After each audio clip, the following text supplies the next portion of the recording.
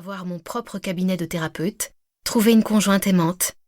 J'avais pourtant toujours le sentiment que quelque chose d'essentiel en moi était perdu, manquait, ou bien n'avait jamais existé. Après avoir passé des années en couple tout en me sentant affectivement seule, j'avais enfin trouvé la personne qui semblait être la bonne, parce qu'elle était véritablement différente de moi. Alors que j'étais hésitante et souvent indifférente, Loli était passionnée et obstinée. Elle me mettait souvent au défi de manière, selon moi, palpitante. J'aurais dû être heureuse, ou du moins satisfaite. Pourtant, j'avais la sensation de vivre en dehors de mon propre corps, blasée, impassible. Je ne ressentais rien. Pour couronner le tout, je rencontrais des problèmes de santé physique qui étaient devenus bien trop graves pour que je continue à les ignorer. Il y avait ce brouillard cérébral qui me troublait tellement parfois qu'il m'arrivait d'oublier des mots ou des expressions, mais d'avoir également des moments d'absence totale. Celles-ci étaient particulièrement dérangeantes, notamment les quelques fois où elles se produisirent au cours de séances avec mes patients. J'avais aussi des problèmes intestinaux persistants qui me tracassaient depuis des années et me donnaient à présent une sensation de lourdeur constante. Puis, un jour, sans crier gare, j'ai fait un malaise. Je me suis complètement évanouie chez une amie, ce qui a effrayé tout le monde. Assise dans mon rocking chair, avec mon bol de flocons d'avoine, dans un décor aussi apaisant, je constatais tout à coup à quel point ma vie était devenue vide.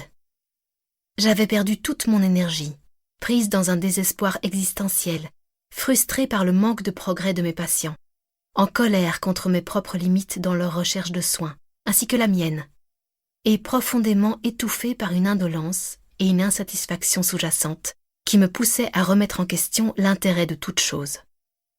Chez moi, dans l'agitation de la vie citadine, je pouvais masquer ces sentiments troublants en transformant toutes ces énergies en action.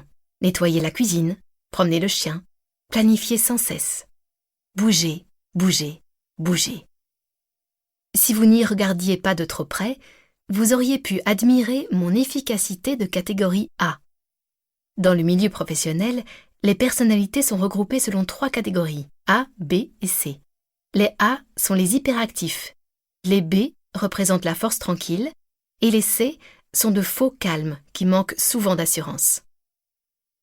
Mais si vous creusiez un tout petit peu, vous vous seriez aperçu que je bougeais mon corps pour essayer de détourner mon attention de certains sentiments irrésolus et profondément enracinés.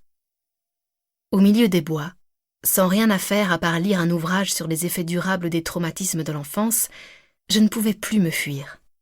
Le livre décrivait tant de sentiments refoulés que j'éprouvais pour ma mère et ma famille. C'était comme si je me regardais dans un miroir. J'étais là, nue, sans distraction et très mal à l'aise avec ce que je voyais. Lorsque j'ai finalement examiné mon état global, il était difficile de ne pas s'apercevoir que la plupart des problèmes que je rencontrais ressemblaient à ceux auxquels ma mère faisait face, notamment sa relation avec son corps et ses émotions. Je l'ai vue se battre de diverses manières contre des douleurs physiques quasiment constantes, aux genoux et au dos, ainsi que contre l'anxiété et l'inquiétude. Bien entendu, en grandissant, je me suis différenciée d'elle de plusieurs façons. J'étais physiquement active. Prendre soin de mon corps en faisant du sport et en mangeant sainement était pour moi une priorité. Vers mes 20 ans, je suis même devenue végétarienne après avoir pris soin d'une vache dans une réserve animalière, rendant impossible toute éventualité que je puisse un jour à nouveau manger un animal, quel qu'il soit. Évidemment, l'essentiel de mon régime alimentaire tournait autour de produits transformés à l'excès, à base de fausses viandes et de malbouffe végane. J'aimais particulièrement les vegan Philly cheesesteaks. Mais au moins, je faisais attention à ce que j'ingurgitais.